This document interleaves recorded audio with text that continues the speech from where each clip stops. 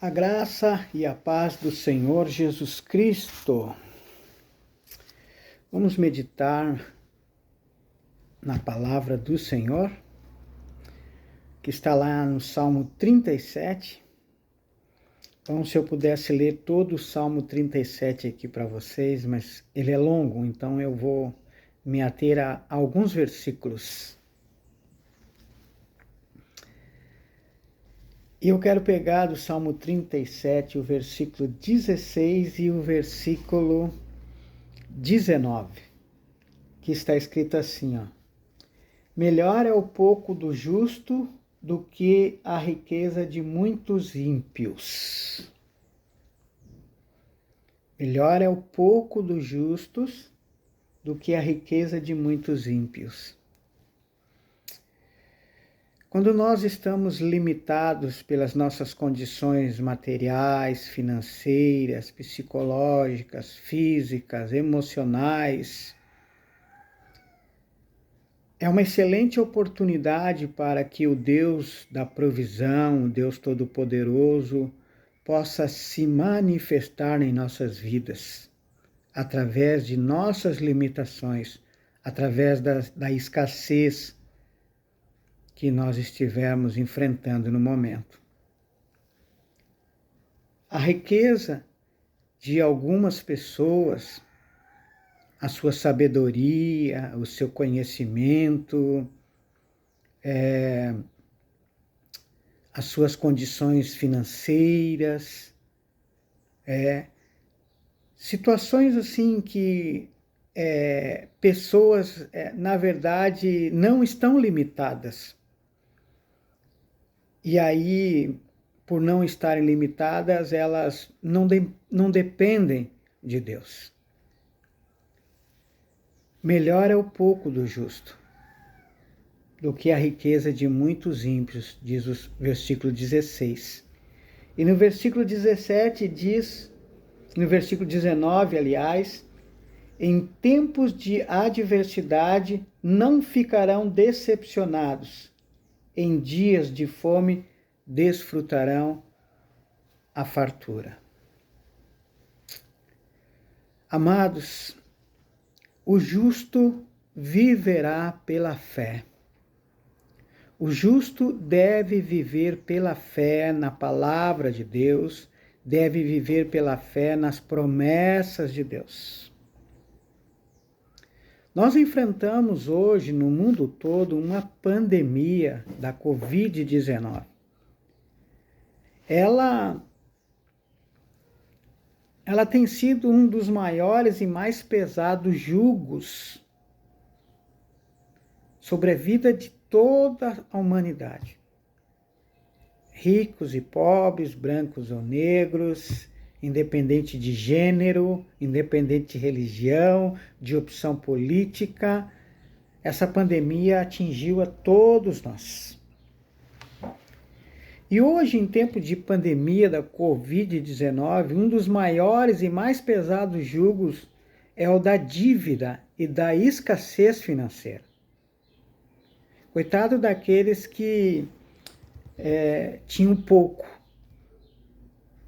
e que provavelmente hoje já não tem mais esse pouco, já estão sem nada. Ninguém está isento nem imune às adversidades, aos problemas e às dores que esta pandemia tem gerado nos povos, independente de religião, de gênero, de condições financeiras ou outras coisas mais. A riqueza que alguns têm não pode impedi-los de ficarem doentes, curá-los das enfermidades e livrá-los da morte. Não tem como.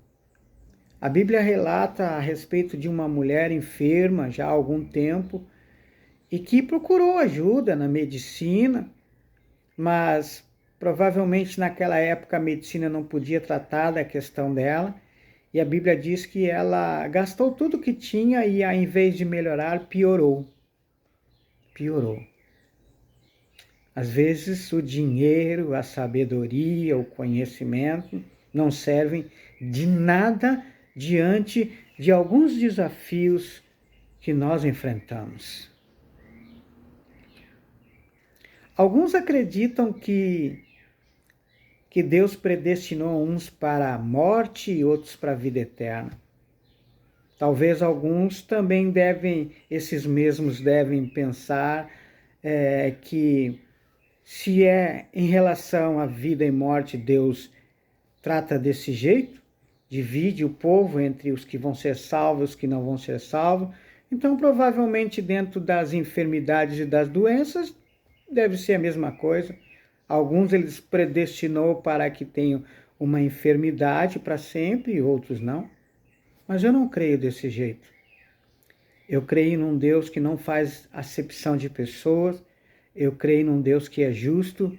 E eu creio num Deus que ele se preocupa com as necessidades de cada um de nós, independente da religião.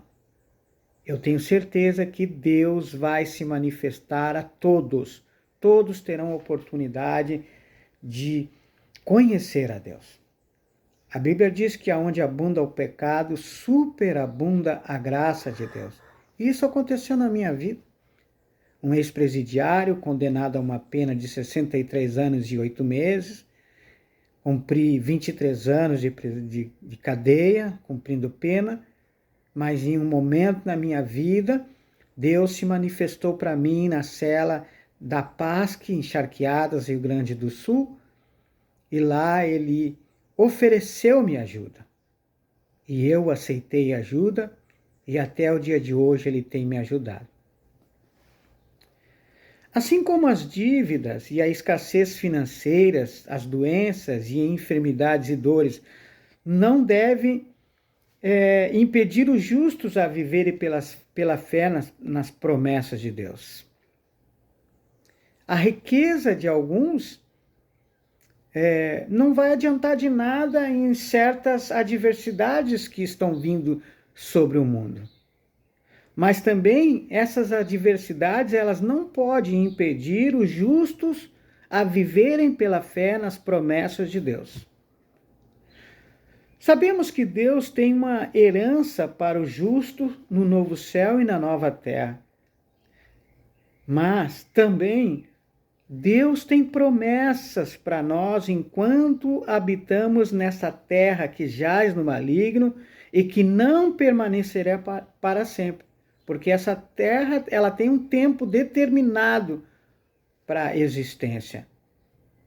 E a Bíblia diz que passará os céus e a terra. E um novo céu e uma nova terra surgirá. Amados, Deus se interessa e se preocupa com todas as necessidades humanas. Ele não está alheio ao que está acontecendo na tua vida, na minha vida, nas nossas necessidades. Os justos têm a promessa da provisão de Deus para os tempos de escassez. Eu estou vivendo um momento assim de uma escassez extraordinária.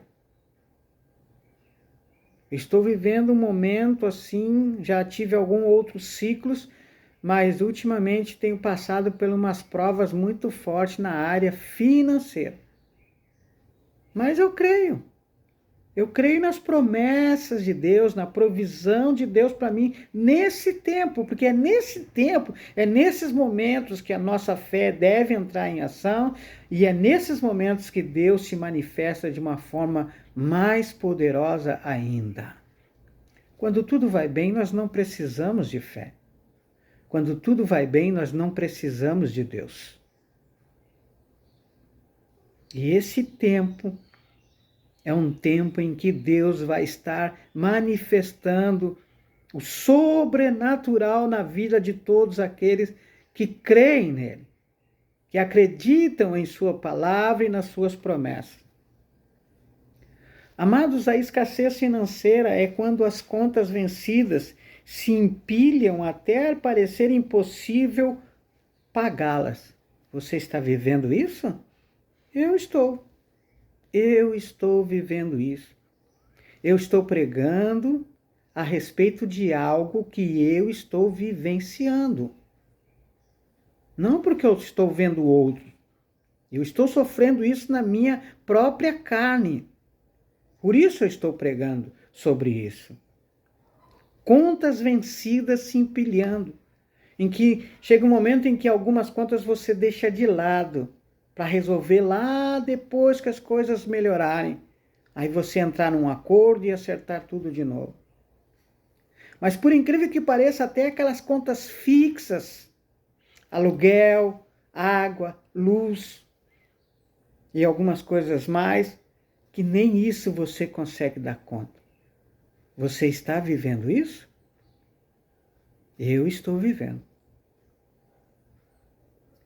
Escassez financeira é quando são poucos os recursos financeiros e independe do que se faça, nenhuma renda é suficiente para prover as necessidades básicas da família ou para pagar as dívidas. Eu estou passando por isso. E eu tenho certeza que eu estou falando para milhares, centenas de pessoas que também estão passando por isso. Que você trabalha só para comer. Eu bati o meu carro, eu tenho, para mim poder consertar, é necessário 15 mil reais. E para não poder parar de trabalhar, eu tive que alugar um carro onde eu pago 1.700 por mês, 490 por semana. Praticamente eu tenho trabalhado para pagar o aluguel do carro, para botar gasolina para mim poder trabalhar diariamente e sobra 50, 70 reais e às vezes menos do que isso para alimentação.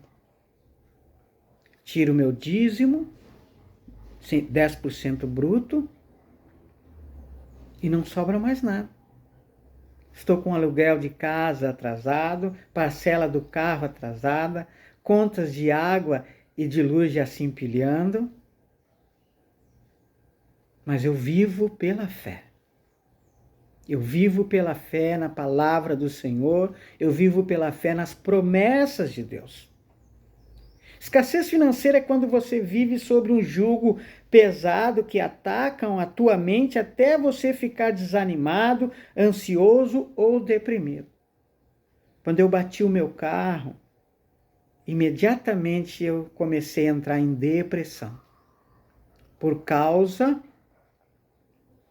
do dano moral que eu estava sofrendo. Porque eu sou o cabeça da minha casa, eu sou o provedor.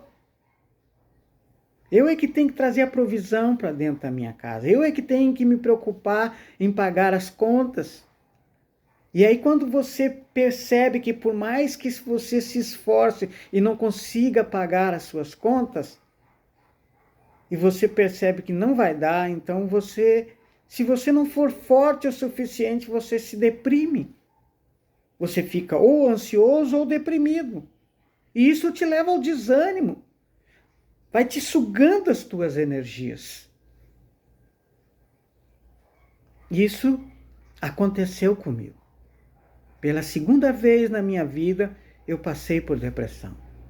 A primeira vez foi quando eu pedi para que Deus curasse meu filho Samuel, sendo que ele me usa para curar outras pessoas, e Deus não curou. Eu fiquei muito chateado. E eu entrei em depressão. Mas o próprio Deus veio e me curou.